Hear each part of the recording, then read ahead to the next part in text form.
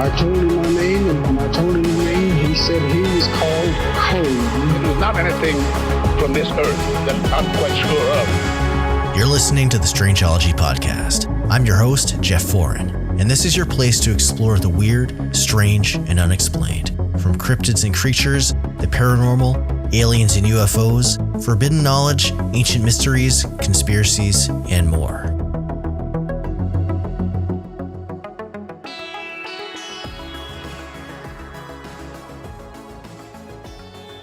Hey all, welcome back to the Strangeology podcast. Coming up on today's edition of the show is the live recording from my very first live podcast event that happened at Contact in the Desert back in early June. It was a super fun time and definitely an experience I hope to do again. Now, before we get started, make sure to follow Strangeology on all of the socials. You can find me on Instagram, Facebook, TikTok, X, Threads, Substack, Blue Sky, and YouTube. Make sure to subscribe to me over there. We're still working on getting the back catalog of Strangeology Beyond episodes posted to the members section there if you'd like to support the show. There's about 13 or 14 of those Beyond episodes posted. So if you'd like to support the show, definitely check that out. Or you can do so by going over to my Patreon at patreon.com/Strangeology. I've got my whole back catalog of Strangeology Beyond episodes there as well, along with other membership perks. So you can check that out if you want to support the show. Patreon.com/Strangeology. The links will be in the show notes.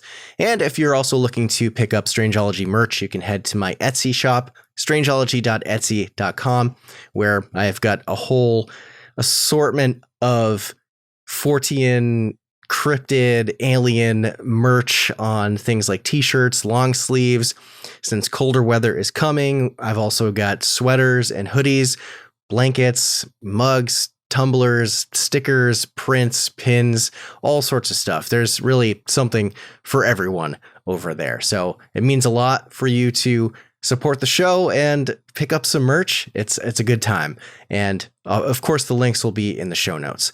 And before we get started, if you are so kind as to leave a review of the show wherever you're listening to, and make sure to subscribe on whatever podcatcher is your preferred service. It helps me out so much more than you know to do that, to push the show out to more people, to grow this thing to the next level. And yeah, I appreciate all of your support so much. Now, without further ado, we're going to get into today's episode. And just as a brief reminder, this was recorded live on location. There was no sound treatment. I had my microphones with me. And so we had this thing cleaned up as best as possible. It was an interview with Paige, who has a very interesting story about growing up on a ranch in Colorado where a lot of paranormal activity happened. And we also get into one of the very first, if not the first, modern known and documented cases of livestock mutilation of an animal that was known as Snippy the Horse. Now, this is a really great conversation. I hope you'll enjoy it. So let's get into it.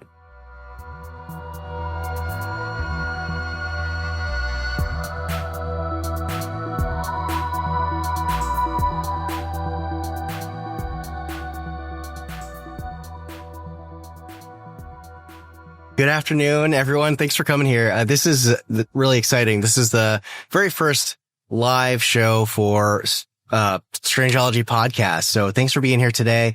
And this is going to be really special because we have a true pioneer of investigations into high strangeness, Paige. So, I mean, there's a lot to cover. So why don't we let's just get into it. Let's cut the fluff and we're going to dive into your story. So, you know, your family was involved with this ranch out in Colorado, and I would love to hear about the origin story of this. You know, there's tales and things going back even before places like Skinwalker Ranch, which of course is, you know, very much present in the news today. So yeah, again, thanks for coming on today. Yeah, well, thanks for having me. This is exciting, and what a fun weekend this has been. It's a pleasure to be here. And I, for me, and like so many of us, we experience unusual things that we question in our lives. And that happened to me as a young child. My sister, 6 years older than I, and my mom started dating a gentleman that owned a ranch in Elbert County, Colorado. In folklore, it was known as the Clearview Ranch. We never knew as children that it was ever investigated. So it was this big family secret for us. And, as life goes, I raise kids, go to college, work, like so many of us do, and got into wondering, what was all that about? What was happening? And I purchased a book, Hunt for the Skinwalker by George Knapp at Colm-Kelleher. And in that book is a chapter called Other Hotspots. And I started reading about a ranch in Colorado. And I was like, holy shit, this has to be the ranch of my childhood. And in that book, I learned of Dr. Leo Sprinkle, PhD, and John Durr, PhD, and Peter Van Arsdale, PhD, all investigated it. And of course, he's in Laramie, Wyoming. I was still in Colorado. So the next weekend, I'm in his office at the archives, digging the original files. John Schuessler handed me the original APRO document, and it's been a rabbit hole ever since of just unbelievable synchronicities and connections. And I'm always learning about what I believe what was happening out there on that ranch. Yeah. So when it was called Clearview Ranch, what were some of the things that were experienced out there? Yeah, some of the first things. So we're talking the years 1975 to 1978 was the height of it. Linda Moulton Howe actually was an investigative journalist out there at the time. That's where she got her start. And now to be so close to Linda and collaborating with her is full circle for me personally. She's wonderful.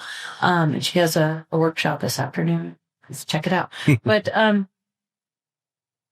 some of the first things that were reported out there when they first purchased the ranch, and it sat vacant for over 10 years. Yeah. So it was abandoned for many years, but was this hum sound, a lot like the Taos hum, bangs underground, hum sounds. That was the first thing recorded. I've experienced that many times. And even with Beyond Skinwalker going back, that is still occurring. And of course, the animal mutilations of not just cow, but horse as well. And we'll get into Snippy later. But many things occurred out there. Yeah. Yeah. There seems to be, with these paranormal ranches, there seems to be, a lot of consistencies and pattern to just what's going on.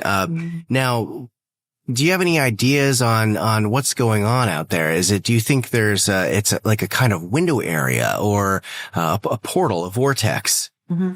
Well, one of my questions was always, how much of this is Black Access military projects? Because in the records and in the files, we do know that there was a heavy military presence there. The gentleman that lived on the ranch, it was the 70s. Okay, so my mom's dating a gentleman named Jack. Jack's married to Betty, but they're separated. Betty's dating a gentleman named John. So there's Betty, Jack. That's how I knew in the book that it had to be the ranch, because I'm like, it's kind of a crazy love triangle. And Betty and Jack never divorced. So it's interesting. John Duke is a mysterious player in this whole scenario because he comes from San Francisco as part of Air Defense Command for the military and as part of MK Ultra. And in some of the records and files I found from Dr. Leo Sprinkle, we know there was a gentleman by the name of Francis. His last name was redacted out. He was there from Camp Carson. And he said he was in back of the ranch house. He felt something take over his mind, made him walk to the woods, would release him, and did this to him 5 times.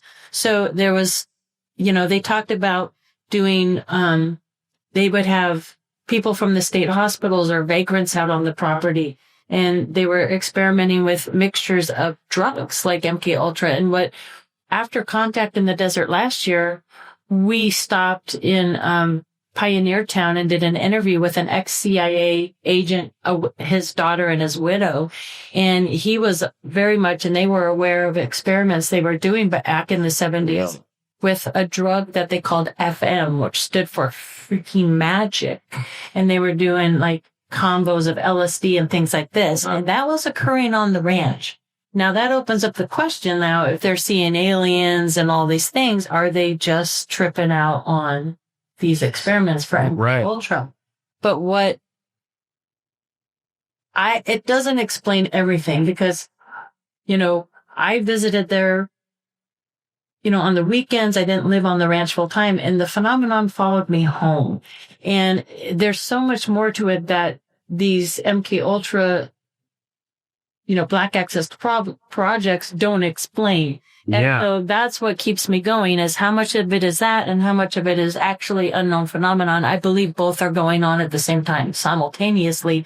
Then comes what came first. Was the military aware of it and the animal mutilations, and they're trying to get a handle on it or use that technology, or vice versa? Right. Yeah. Yeah. I was, as you're speaking, I was thinking about the hitchhiker effect, and I wanted to ask about that. That is, something, the hitchhiker effect is, been talked about at other ranches where this poltergeist type activity follows you home.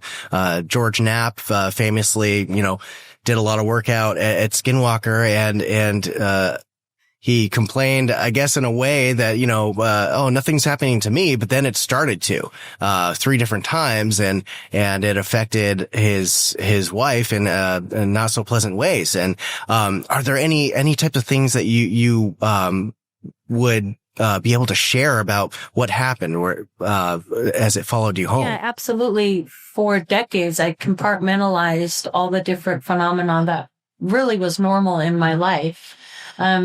Now, what's interesting, and the more you talk to experiencers, you see a pattern of these things running in families. And what's fascinating about that to me, my grandfather was in the Navy. He was a Mason out in Lake Geneva, Wisconsin. He had a sighting of an oblong-shaped craft over Lake Como investigated by J. Allen Hynek. Oh. And as a kid, we had a couple encounters as well. Don't think too much about it. Fast forward to the mid-70s, we have all this ranch phenomenon going on. And what I tended to do as a little girl, because I lived 45 minutes away from the actual ranch property, we were back and forth, visiting my mom's boyfriend's kids and whatnot.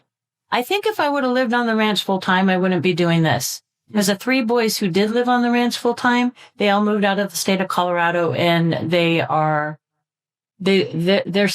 scarred. They have PTSD from everything that happened down there. That being said, though, I compartmentalize like that. I have shadow figures. I when I was a kid in elementary school, kids would tease me that my house is haunted, those kind of things. So a lot of paranormal type of things around me, that I didn't connect to the ranch, but I do now. Yeah. Yeah. It's very, very interesting, stuff, but also, things that you need to be very mindful and careful of when you're looking into this type of stuff. So, you started, Rocky Mountain Ranch research because you wanted to revisit this place. And how did it feel going back there? Cause I assume you moved away, and then, many years probably went by before you, decided to go back and revisit. And that was an interesting turn of events, because I left a note to the people who live there now, who have lived there for over 30 some years. And I didn't know if they knew about the history of their ranch. So I wanted to meet them for lunch or something to kind of share all the research and everything that had happened out there in a delicate way, because that's their home and I respect their home. And then COVID hit and shut us all down. Next thing you know, I'm getting a call from History Channel, and we would like for you to go back to the ranch, but we would like to go back with cameras rolling. And that was pretty intense for a couple reasons. Like I just mentioned, I didn't know what they knew or what they have experienced. I didn't know if it was still an active location. I had a lot of emotions. I had some very scary moments on the ranch. That disembodied electrical voice, the landing site. My sister and I are flipping the Frisbee. It's a typical spring Colorado day where we have that wet, heavy snow. We look down and it's just dry dirt where nothing grew. And it was crazy to me to get the actual reports where they had 2 of those snowless circles on the property, very similar to what's happening in Oregon right now, where nothing grows, and they're 75 feet in diameter. And just recently on UAP Studies podcast, we had Dr. Pearson. He did his dissertation on UAP phenomenon. And one thing they found in the saucer-shaped craft, they're leaving these 75-foot diameter circles on the ground, which is exactly what happened in Ottawa County. So yeah, it was intense. It was scary. And of course, leave it to the Beyond Skinwalker guys, where they actually had a crystal radio experiment to see if whatever is present or on that property would recall or remember us. They also did the biggest remote view in the history of the United States with David Morehouse. David Carr's the director. But David Morehouse did the biggest remote view on the Rocky Mountain Ranch. Really? And the results, my jaw was on the floor. I could not believe, from the disappearing boxes to the Sasquatch, so there are cryptids out there as well. You name it. The remote viewers, and they had over 70 remote viewers from several different countries remote view the ranch, and they even went back to the 70s.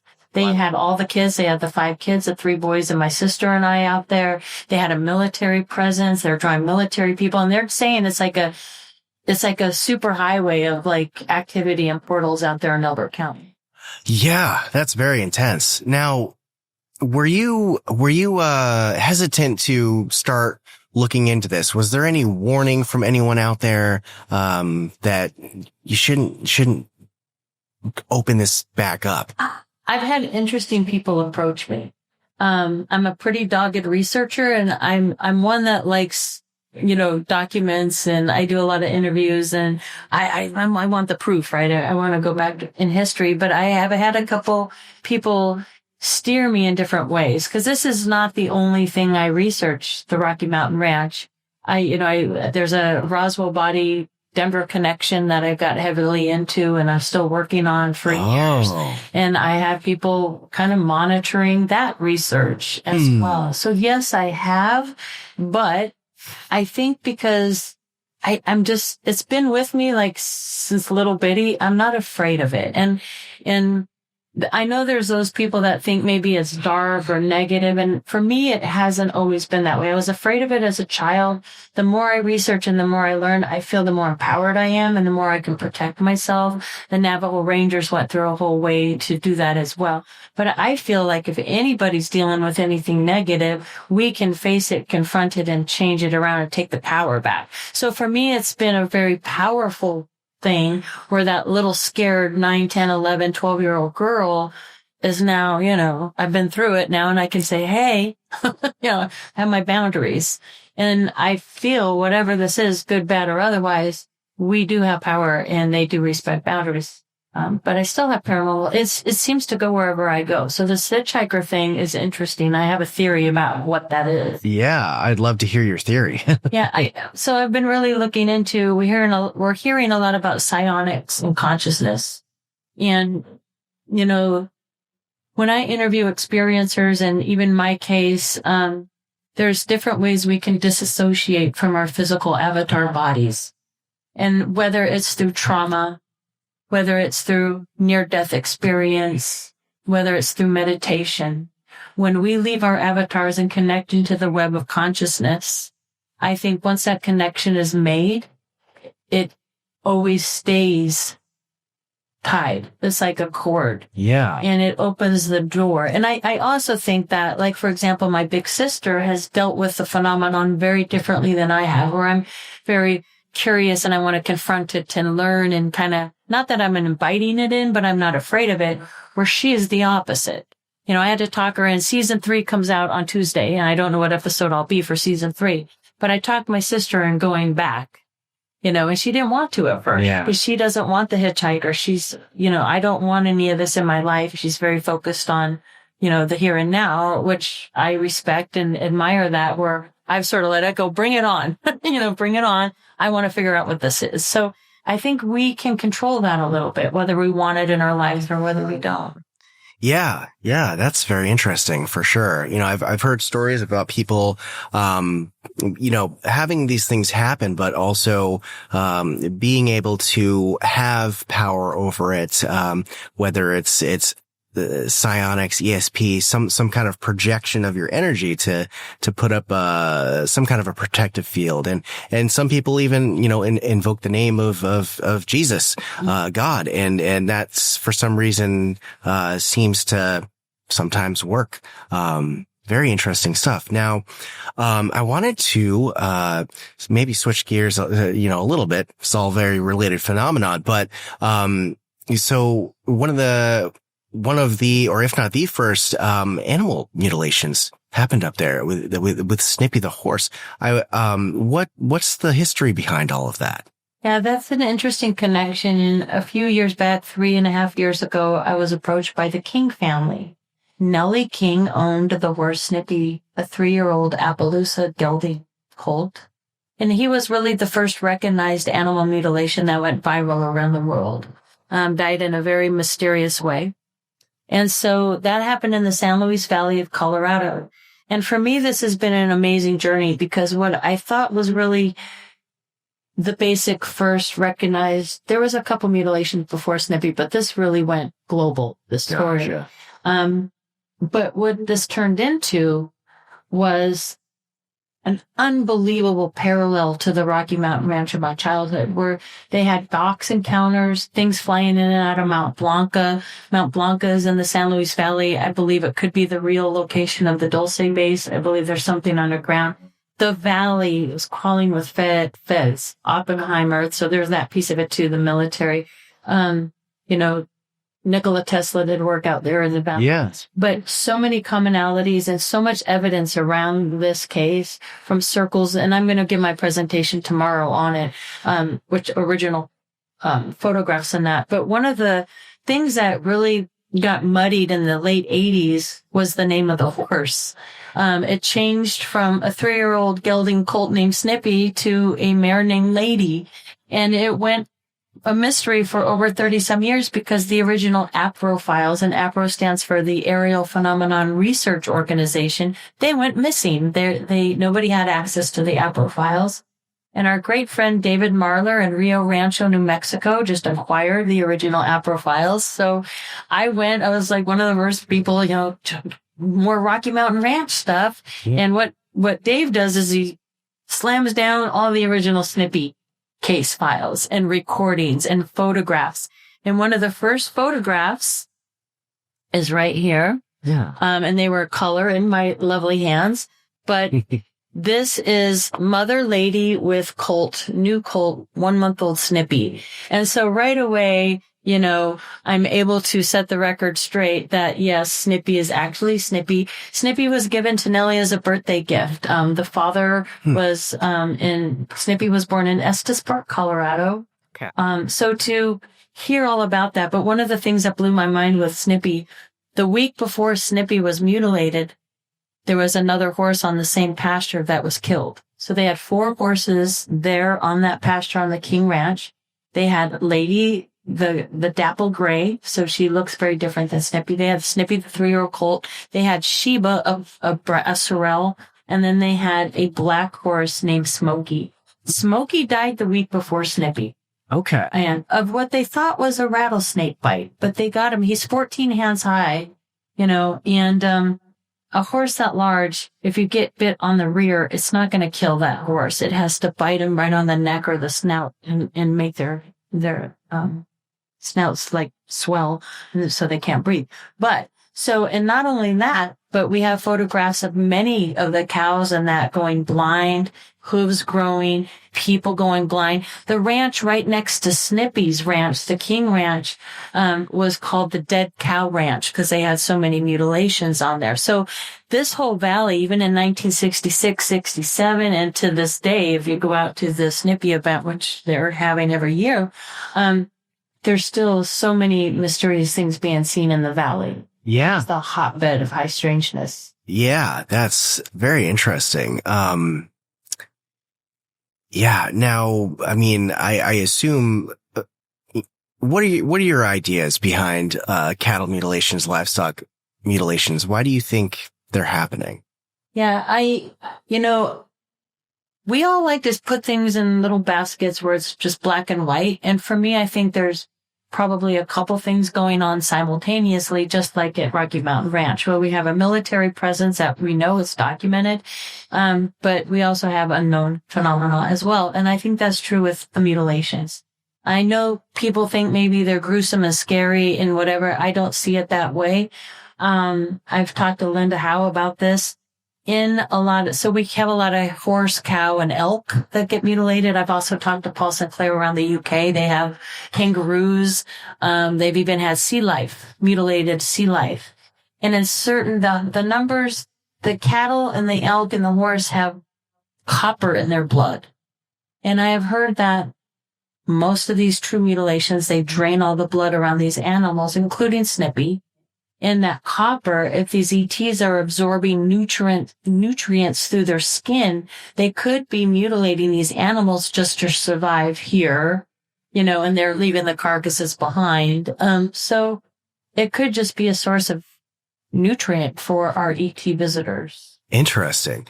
Now, for those of you out there, listening and on the live stream and all that, how do you differentiate between a genuine cattle mutilation versus predation? You've got coyotes and other animals that might come out and scavenge or even hunt down. And what are the different hallmarks that would allow us to know, this looks like something that was done by something not here? It's amazing. I mean, I live on a couple acres. My sister has deer and stuff, and you can see how quickly these animals will decompose and they're like gone because the scavengers get them. And interestingly enough, it's documented in the Snippy case that scavengers left Snippy alone for quite some time, but eventually the coyotes would come up and try and eat on Snippy, and the maggots as well. And what they found was the coyotes they found died of dysentery after eating on Snippy. There was also a tool found in a Chico brush that Nellie found, and she picks up this tool. She said it looked like a gizzard. She picks it up with a couple sticks. It's in the crushed Chico brush, a lot like the Lonnie Zamora case, and green ooze comes out of it. So they're finding green ooze. There was a medicinal smell around Snippy the Horse.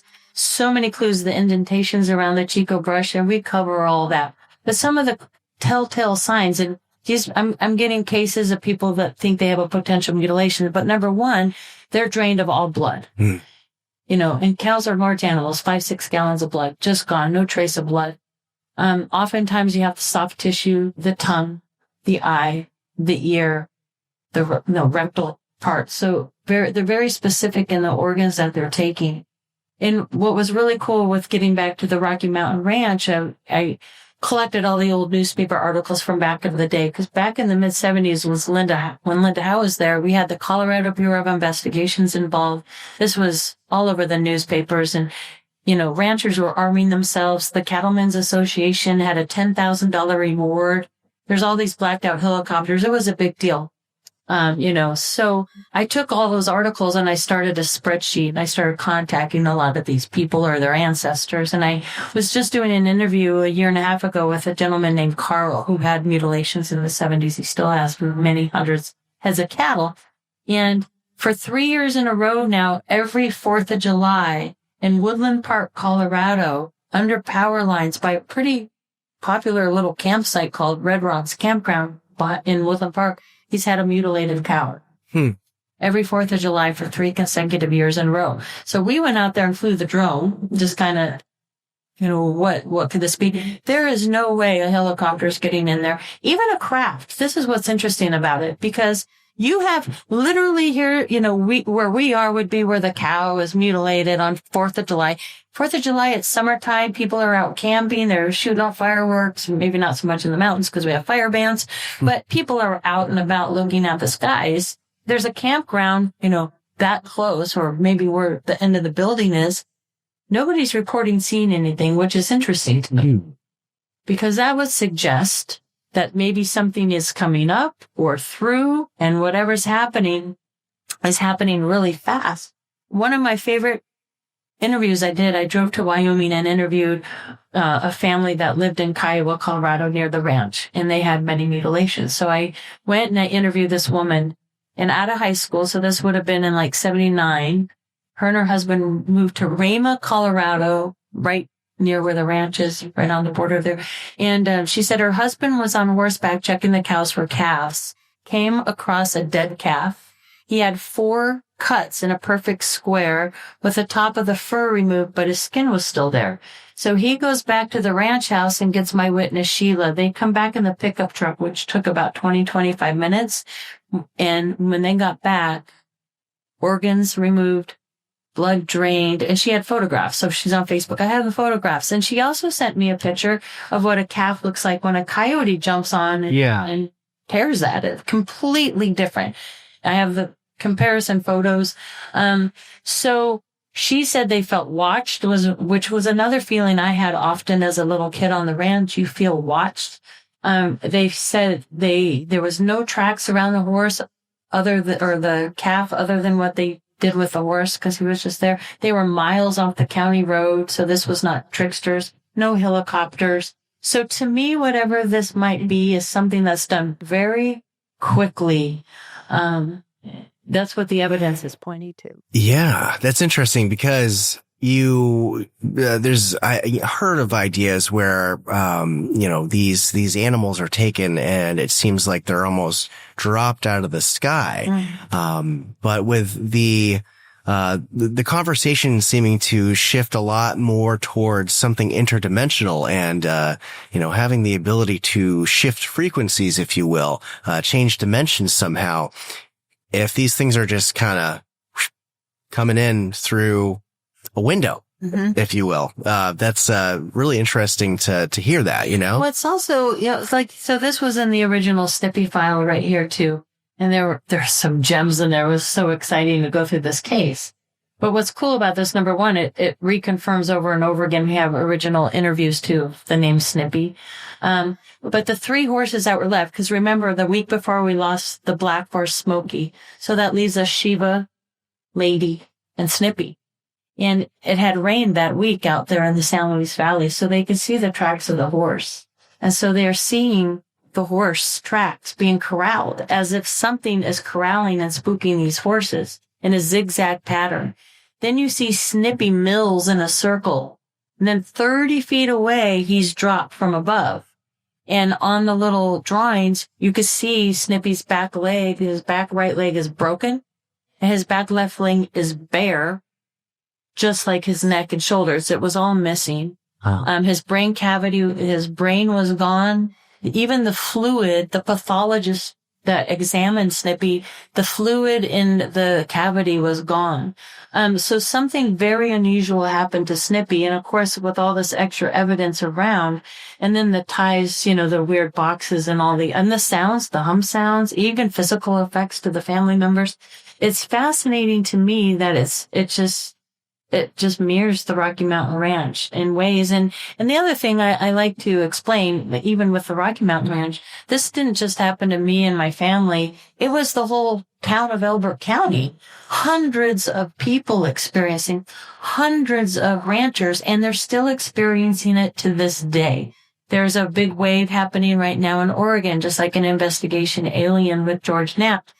These things are still going on in the valley, and people are like, well, why aren't the ranchers saying anything? Well, they've been dealing with it for 50 years.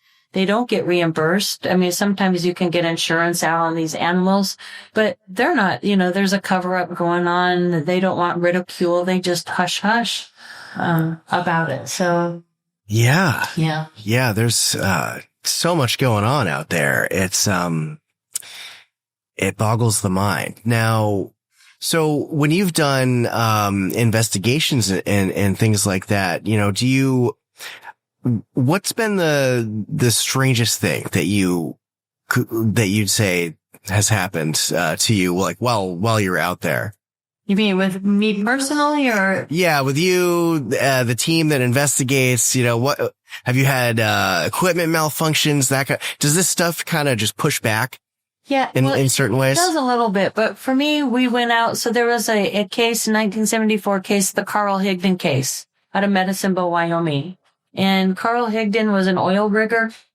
And he happened to have the day off, and he goes elk hunting out there. He lived in Rawlins, Wyoming. So I'm a person who likes to go to the location and feel what it feels like. 'Cause I know what it felt like on that ranch. So when I went to Blind Frog and things like that, I'm like, okay, does it feel the same way? What was interesting about that particular experience for me and why it stands out, I've been trying to come up with some theories on why certain locations are more active than others, whether it's high stranges like the Skinwalker Ranch or the Stanley Hotel in Estes Park. What do these places of high stranges have in common? One thing I did find is they all ping the charts, I would say 90% plus. There's a few outliers that don't, but 90%. Ping the charts as being as highly magnetic of a location as you could possibly get. So these places are highly magnetic. The vast majority of them have aquifers or water elements to them. Now, right there where the Rocky Mountain Ranch in my childhood sits, 2 aquifers and it come together, the Dawson and the Denver, and they meet right there. So you have different water tables right under the ranch, which is interesting if thinking about portals. Yeah. Then you have certain geological elements as well, especially in the San Luis Valley with the great sand dunes and the crystals. So for me, it almost feels like this magical formula that either allows us to interact with the phenomenon more, or it's opening up doorways or portals or something that ETs are attracted to. Also, I found out with the valley in San Luis, I had no idea until I started opening this case again, that, the NASA has used the valley as a training place for their astronauts for decades, and they still do, because the San Luis Valley has a lot of volcanic rock and things like that. So some of these cases, and even out there at Rocky Mountain Ranch, the Colorado Springs is huge. Military, United States Air Force, and NORAD, and Camp Carson. We have Butte, which is all the helicopters. That was a whole other phenomenon. Yeah. So I think some of these sightings could be our own stuff. No question about it. But yeah. the whole feeling that medicine, what I was getting to, the weird thing about that was the feeling you're driving out to the Carl Higdon site and it's just vast open spaces. I'm like, well, there's nothing scary or unusual. But then you get to where this abduction happened. And so he's out elk hunting. I don't know. Do you guys know the story of Carl Higdon? So he's out. Let's get into it. You don't? Okay. I don't. He's out elk hunting. He sees a bull elk, takes a shot. And he's like, it was slow motion. The bullet leaves the gun, hits an invisible wall, drops to the ground. And in the distance, he sees an alien, an ET, named Osso-1, which is interesting, with this appendage for a hand. He floats him some pills and telepathically says, "Are you hungry?" Assuming, because this case is well documented. There's photographs. He was in the hospital. So what he does is he takes one of these pills. And then he goes on a trip to the planet of Osso-1, very much like the Space Needle, in this cube, which is also interesting. And in Dr. Leo's files on this case, there's photographs of a burned cube mark where he was abducted. So he's taken, he has this missing time experience. His wife, search parties out there looking for Carl Higdon. They find him. His truck is found 1.5 miles, 2 miles away from where he originally parked it in a mud bog, very similar to Travis Walton, that whole thing. And his eyes are burning. He's incoherent. He's like, so they take him to the hospital and they have those medical records. They have the bullet. When they recovered the shell, it was turned inside out. They have photographs of that. So it's a well-documented case. And this was all around the same time as what was going on, at the Rocky Mountain Ranch. And there's so many similarities to that. But even that location, so there's water, there are all those things we talked about, and magnetism, you feel that sense of being watched. I mean, we got to get out of here. Like, this is that feeling, you get. Yeah. And the Stanley Hotel's like that too. High magnetic and water and all those elements. So I think it brings in both ET and maybe the paranormal. Yeah. Mm-hmm. You know what? Let's do it. What's your question? And I know I'm just walking. I'm a bike to be here. But when people go through an abduction or one of these experiences like you went through, would he recommend somebody take the pill if it was offered? Like, are you hungry? Is it something where it has benefited his life, or has he been tormented his whole life? That's an excellent question, and I thought the very same thing, actually. And he asked if Carl Higdon regretted taking the pill, and I believe that he did, for many, many years, because obviously you get ridiculed when you come forward. I know a Travis Walton, who is a sweet man. And I always say Travis seems haunted in a way because it's just he couldn't escape this experience that he had. And I think for years he kind of regretted it. And then he finally embraced it and said, well, this is who I am. This is my path. And I think Carl was very much the same way. So is the human reaction to it that they're regretting? Oh, yeah. Experience itself negative? Or is the... No, as you go through it, you know... Yeah, no, he claimed also when and him kind of stayed in touch. And that brings me to a good point. Like for me, what started out as scary and negative has turned into, I feel very protected and guided and I, you know, kind of telepathically lucid dream. And yeah, I very much do. And I think a lot of experiencers feel that way. I never claimed to be abducted. I don't have any really recall of that. That being said, Dr. Leo did put me under for an hour and a half. It took me a week to listen to those tapes back. What creeps me out the most when I listen back to that hypnosis is when my voice changed to a little girl's voice and went, and I wasn't scared, like really cranky. And I was like talking like, and that, like it was a little girl talking. Yeah. And in that, I did have an experience that came through, but I don't know how I feel about it. Like, I don't, you know what I'm saying? Like, Yeah. I'm not one that's just like, yeah, because I don't want to be judged or ridiculed. And I really don't know because our memories are funny. So I don't know if it actually happened or if, I don't know. Right. I struggle with that very much. Yeah, that's very interesting. I mean, and you know, you have, all these other encounter cases that happen where, it seems like, this entity, whatever they are, whether they're ET, interdimensional, ultra-terrestrial, and sometimes it seems like they're out there, they want to help.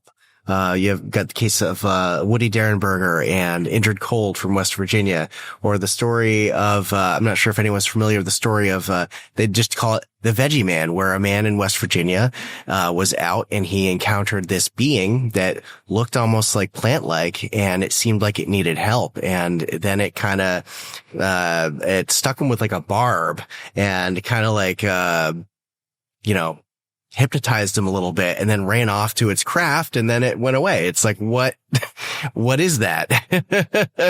There's this other strange non-human intelligence out there that just kind of appears sometimes for us. And, certain areas like the ranch seem to be hotspots. Yeah. Are there any other? There were two types of ETs spotted on the Rocky Mountain Ranch that, and again, with the MK Ultra stuff, I, take it with a grain of salt. But there were sketches of these things, and Paul Giamatti, I did his show a couple times, and he dubbed them the Tubi guys. And this is another mind-blowing thing. So years ago, before I'm no longer a state director or with MUFON, I started Rocky Mountain Ranch. But when I was with MUFON and Colorado State Director, we had a guest speaker come speak to our group who also had experiences on a property, and he wrote a book called Flashbacks. And I'm sitting in the third row watching his presentation about the similarities from his property to mine, which I find out were only 14 miles apart. And up on the screen pops up an ET that is very similar to the Tubi guy that was seen on the Rocky Mountain Ranch in my childhood, that called the Tubi guy. But we had two types of ETs. These strange looking, heavy browed, wrinkles around the face, wrinkles on the forehead, tubes coming out. They wore a shield over the chest, very long, thin, almost spider-like arms and legs. Very almost, in the report it says they were pathetic looking. But then we had these strange boxes and electronic sounds that were, electronic disembodied voice sounds and stuff like that. Are they connected to this Tubi guy who almost seems AI, artificial intelligence? Then we had the others that were there, which were the Nordics, the blonde, blue-eyed Nordics. And what the report says from the 70s, that these two ET races were in conflict with one another. Basically, we're here having a conflict. You guys mind your own business and we'll leave you alone. But what the conflict might be, in my opinion, is that they're watching humanity and where we're going with AI and our technologies. I think in the hypnosis session with Dr. Leah Sprinkle, what came out of the little girl's voice was saying, they're well-oiled machines, and they want their humanity and creativity back. In other words, they're hybriding with us to get some uniqueness back and some of our bipolar natures. That's what came through in my hypnosis. Very interesting. Yeah, these strange disappearing boxes I didn't talk about for a long time, but they were seen on the Rocky Mountain Ranch, and they have been seen in Trinidad. They have been seen down south at the Meadows Project with Hudson. I've worked with him on his team for a couple times, and they actually had where they caught it on flare, or people basically walking into this box. And what's sad and unfortunate about that, of the 3 investigators that went into the box, 2 are no longer with us. And I don't know if it has to do with that experience, but I'm sure it didn't help. Craft size, or is this? That's the thing about these boxes. They're described in all kind of different ways and shapes. Carl Higdon had a box, and so I'm not sure what's up with the boxes. And maybe some of them are ours. And I had a lady at a conference say perhaps maybe they have something to do with the mutilations as well. Maybe they're corralling or keeping the cattle calm through a tone or a sound, because the ones I experienced had tones and sounds to them. That would sound like a buzz and then like an angry bee sound. So it could be something with acoustics. Yeah. That is, it's a lot of stuff. Yeah. It's a lot of stuff for sure. As far as the military presence goes, I mean, was that going? Were you aware of a presence back when you were there as a child, or has that been more of a thing in the forefront since you've been going back and investigating? We definitely knew the police were involved, and there's a person in Linda Howe's movie, A Strange Harvest, Bill Waugh. I flew to Florida and interviewed his son and his widow, and he was, what's interesting, there was an Air Force head director, out of Colorado Springs that were working with a sheriff and undersheriff of Elbert County at the time, basically monitoring all the hundreds and hundreds of mutilations coming down, and they were downplaying them, and they kept maps in the police station where, they would have a mutilation like in Montana and one in Colorado almost at the same time. There was a great, book or study done called The Choppers and the Choppers. But the sheriff, Bill Waugh, saw one of these boxes. He was out on patrol. He saw a lit box under a tree, and he was afraid to approach it. So he went and got a posse sheriff, went up to the box. As him and the posse sheriff approached, he said it was as if the box and the tree went down into the ground. They just vanished up into the space. And so, like I said, this is a well-documented, so hundreds of witnesses to this. It just wasn't one family. Yeah. Yeah. Well, let's see here. If anyone has any other questions, yeah. So it seems that the Snippy's broken leg and Sarah, or maybe they're taking them up into the ship and then doing these surgical-like procedures where they find where surgical doctors have seen these and said, I don't know what they're using, but this is beyond our scalpels. Oh, absolutely. I mean, would they keep up there where they have stability and maybe some kind of anti-gravity on a table where they're doing these things? And then my take on it too is, so if they're hybridating with us or whatever, we're all mammals. So instead of taking humans up and training them and drop men around, it should freak everybody else unless it, the world is just sort of chaos. Mm-hmm. So we're all mammals. They've already taken people up in, the UFOs, and they do surgical procedures. They take eggs from women. They take sperm from men. Mm-hmm. Now they need the rest of the stuff, right? So they got the biological stuff. Now, if they're going to create this in some kind of a uterus, but they're going to create it in a big glass test tube thing, mm-hmm. They need blood. They need tissue to grow the human stuff that they've already taken in these abductions. And then when they're done with the cow and they take that, I don't think they can fly from some other universe and, we forgot our food, darn it. Let's go get a cow and eat the blood. Yeah. Or in the Carl Higdon's case, he said that they take, so when Carl Higdon went into this cube, there were 5 elk in that cube and they were taking the elk. And maybe they make food pills with that. I don't know. That was a theory with the Carl Hayden case. And I know it sounds silly, but there's so many different scenarios that could be, and it's not all our military. I mean, of course, a lot of these, I know Chris O'Brien, who we just recently lost, he talked about the nuclear fallout sites in Elbert County. There was the Titan missile silos out there. So are they testing the groundwater and things like that? So, I think that's the thing.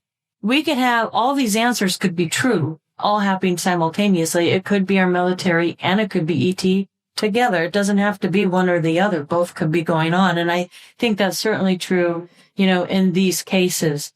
But this Snippy case, I mean, even like looking at the old photographs, the oblong shaped craft, I mean, there's so much evidence to this case. The strange story of Miss Blundell, who an ET comes into herself. I don't have earth money. I mean, just crazy. The stories are just unbelievable. Weird stuff. Yeah, just weird stuff. And what I would like to say is historic cases are still important and they still need to be researched and looked at, because people will be like, why are you looking at a case from 1967 or even 47 Roswell? Because there's still connections to them. I learned so much through this case that ties into directly to Rocky Mountain Ranch. So I would like to encourage people to don't discount history. Yeah. We have to look at all the evidence. Mm-hmm. Now for individuals experiencing like similar high strangeness in their homes or in their lives, do you have any advice for those people? Yes, I do. I have a lot. First and foremost, document it.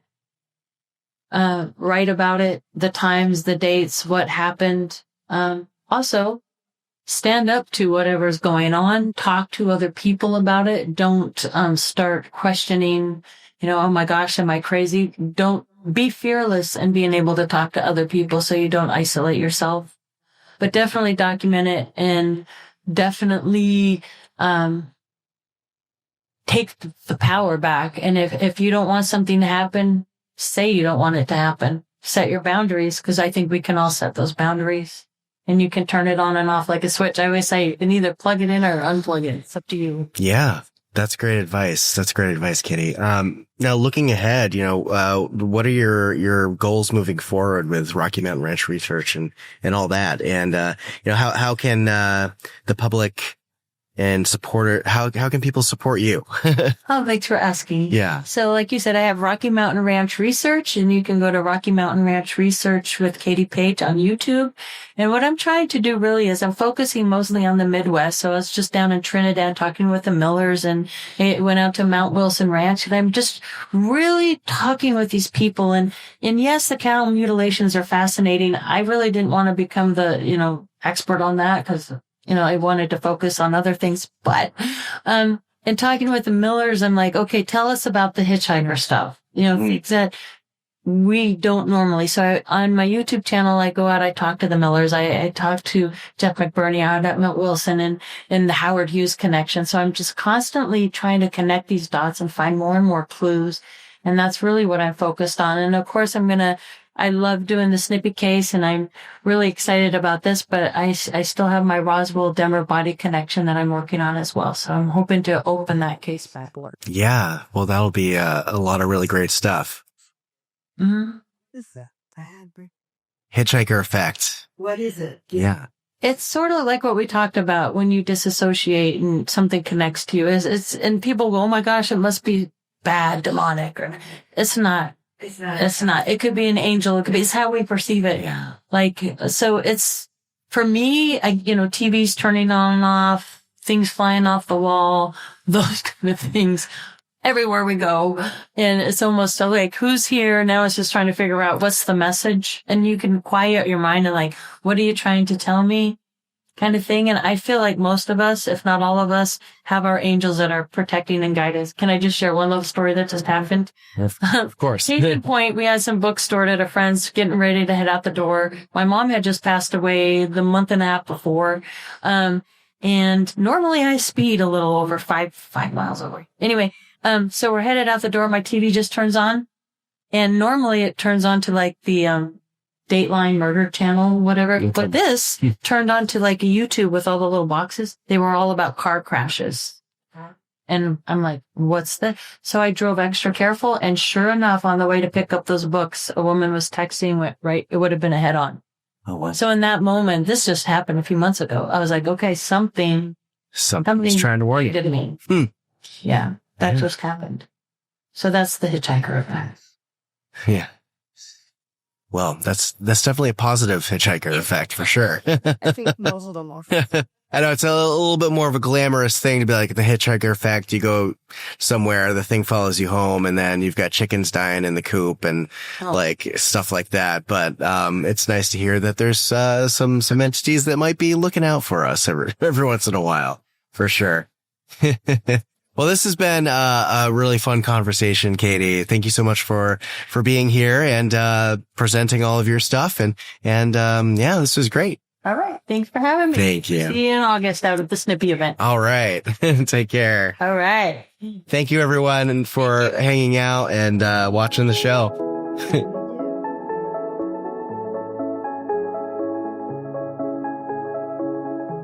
Thanks again to Katie Paige for being willing to chat with me for Strangeology's very first live show. It was so much fun, and thank you to the folks at Contact in the Desert again for inviting me to come out and do my thing. It was a great time. Now, Katie has a very interesting story, and I hope you'll look into all of her stuff more. Definitely check out her books and her websites. You can find more information at RockyMountainRanchResearch.org, or you can head on over to her personal author page, katiepage.net.